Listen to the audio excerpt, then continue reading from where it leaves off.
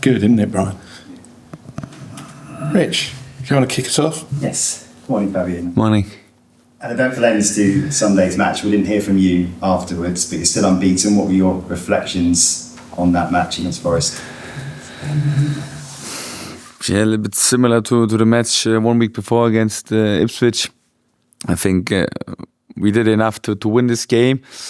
In the end, if you don't make the third goal, then you have to defend better, and you can't concede these easy goals. And there we have to improve.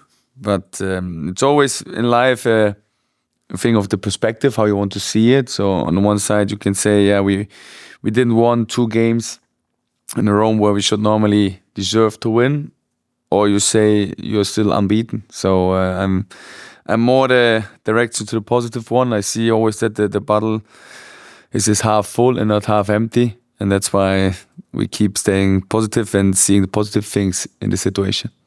So no first defeat yet, but you have had a first in English football in the red card. Can you clear up what it was for, and have you spoken to anyone in the refs organisation you think about that? So at the beginning, I didn't know for what I get the red card, and then I talked to Howard Webb, yes, because in the end I heard that I get this red card for stepping on the pitch, and I think if you give a red card for this, I think you have to ban a lot of coaches during the games, because it happens in an emotional phase or emotional situation of the game. It will happen that you make a step on the pitch. Of course, we are all role models and we have to act like this. But I think sometimes you also should bring out your emotions. In this case, it was like just to protect my player. In this case, it was to protect Joao Pedro, because for me it was a hard tackle on him. And if I don't show emotions there, me as a player, I would say the coach isn't interested in me. So that's why I try to show emotions in some part of the games. Can you tell us what Howard Webb said to you? Yeah, I think the positive thing is like they are very open. So Howard Webb is also very open. He listens to me, and he gives me like a clear explanation of the situation, how the referee saw the scene, how the fourth official saw the scene. I think it's very important to have a good discussion and a clear discussion, how I see the things, how they see the things, because in the end we should have a good relationship. Of course, sometimes I don't agree with the what the referee for what the referee gives a foul or not. But in the end, he also won't agree with all what I'm doing on the sideline. But for me, it's very important that we have a respectful relationship, and the exchange with Howard was very respectful and very empathic and very listening. And in the end, I hope that we will find the right solutions. Yeah, last one on this. So you've got the FA charge. You have till tomorrow to respond to that. Do you contest that? Do you accept it? And do you know what the punishment would be if you did accept it? So I know what the fine will be, and I also know that I will be on the sideline against Chelsea, and I think that's the most positive thing, that I can support my team, that can help my team. So of course I also have to learn out of this situation how fast you can get a red card here in this league, and it's a learning process for me as well. But of course the fine we will accept, yeah. And so from the outcome of that whole situation, Joao Pedro looked in a bit of discomfort after that tackle. How is he? Yeah, for me, this tackle, of course, you can see it in TV or in television, but you have to see it on the pitch, how hard it was, in which dynamic it was. I think the TV can't give you the right dynamic of what happens in real life, and it was a hard tackle for me. And of course, Joao had some problems after the game. He still has some problems. You have to go week for week with him, but I don't think that he will be an option for the weekend. Okay, and maybe further than that, potentially? Yeah, then we have to keep looking. So I'm not sure how long he will be out. I think that Joao is a good healer, and I'm convinced that he will be back soon. But of course, also with this player, we can't take any risk.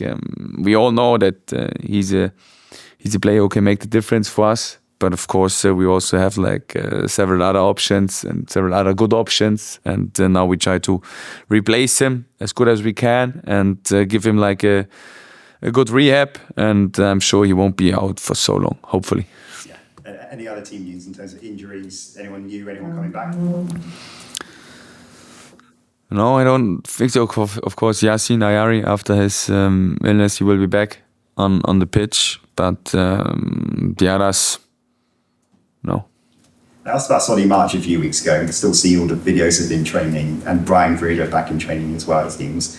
Is there a plan for them penciled in maybe for an under-21s match or something? Or do you take it week by week? So, with Brian, he was out for 5-6 weeks. I think that he will be back in the squad very soon. Maybe already at the weekend, we will see how fast he gets reintegrated in the team, how fast he adapts to the intensity of the training. And then he might be an option for Saturday. And with Solly, it's unbelievable how good he is adapting. We're all surprised in which shape he is. He looks very sharp. And there we have to make now the next decision. What is the next step for him? Is it maybe playing an under-21 game? But there is also important which under-21 game he's playing and what is the best for him, and also where he feels like comfortable, because he has to feel comfortable after this long injury that he will make the next right step. And it's important to make it step by step and not to do 2 or 3 steps in one time. And I'm very happy how he's doing, and I think he also feels very happy. He has a lot of energy, and you also see it in the training which impact he can have on the team. Yeah, last one for me, the draw last night for the Carabao Cup in Liverpool. So it looks like you probably played them twice in 4 days. I think they're playing on the Sunday before. At least it's at home versus City draw. How do you assess that? Yeah, I had a similar situation last season with my former club, where we played, I think, in Düsseldorf, and then 3 days later in the cup game against Düsseldorf. So it's always like interesting how you prepare the first match, then how it went the first match, if you do some changes, if not, if you change a player, if you change a tactic. It's a little bit like a tactical thing, but also the thing how fit are the player in these cases. And it will be very interesting not only to play 2 games in a row against Liverpool, just to play against Liverpool. I think will be an interesting thing. They had a great start in the season. They have a great new coach, but I think now we have to focus on Chelsea, because it's a very big challenge. I think for me, one of the best teams in the league so far, and we are really looking forward for it. Fabian, Jack Hinshelwood had ice on his ankle after the game. Was that precaution? Is he okay?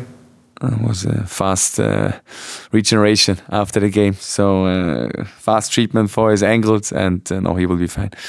Good stuff. You've mentioned Chelsea there. I spoke to the Bournemouth manager a couple of games ago. He said they're one of the toughest teams to analyse, to prepare for, because they've got so many good players and so many different ways of using them.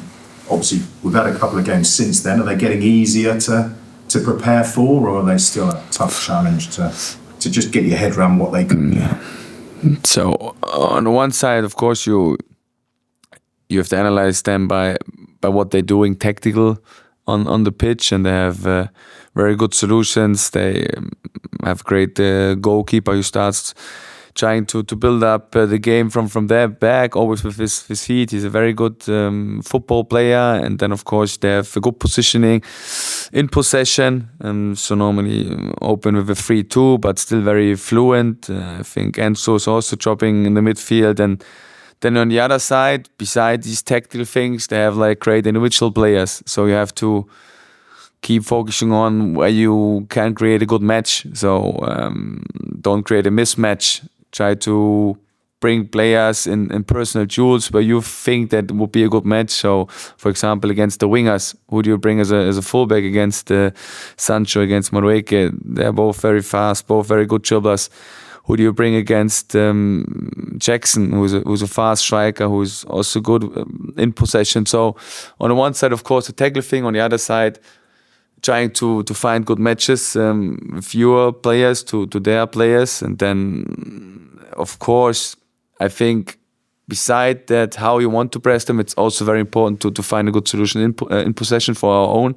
So how is the match plan with the ball? Because you can't go there and try to only defend. You have to go there and have a lot of courage with the ball and try to build up with a clear idea and with a good positioning, because then they also have to defend. And this will be the thing what we will try to do. You go up against excellent strikers every week in the Premier League, but Nicholas Jackson in extraordinary form. Is there anything that he does that is unique to him that's going to pose a different challenge to normally? So I think he is a full package. So he wants to combine. So sometimes he's getting more in the 10 space where he can combine with his teammates, where he's there with Palmer, with Caicedo, with Enzo Fernandez. And on the other side, he's also very fast, so he can attack the back from us. And this balance makes him very dangerous for us. And of course, he's a top striker, and at the moment he's in very good shape. So you can't defend him in a 1-against-1. So you have to always try to, on one side, get pressure on the ball so that they can't play the long ball in the back from us, and on the other side, you always need to find a good balance, how close you want to defend them, and how you want to defend the back of our back four. And for Brighton on Sunday, Mitoma had a spell where he was such a threat down that left-hand side, and with his injuries, I personally haven't seen him in that sort of form for a long time. I wondered how impressed you've been, and if there was a moment in the last couple of weeks where you thought, I'm going to enjoy working with this player. I enjoyed working with him from the first day because he's a great guy, very humble, trying to do everything to improve. And I think after his injury, he needed a little bit time to come back, to find to his old shape. But we don't put a lot of pressure on him. I think he knows the best what to do to get back in his shape, and he's doing it better game for game. Of course, in the end, we want that he scores and making assists. I think he had some great chances in the last games, but he was a little bit unlucky, but he's keeping trying. He's always there on the second post. He tries to have the easy tap in, but he also tries to go 1-against-1 and make a shot on the goal. So he's very flexible. He's improving with his crosses. So I think it's still in a process and a development where he is, and I'm very happy how he's, which situation, which shape he is at the moment, but we still try to improve in every phase of the game. To my very amateurish, untrained eye, his first touch looked amazing. It is, yeah. When you're working with 25 guys a day who've all got an excellent first touch, does it still stand out? Is it special? I think in some ways his first touch is special.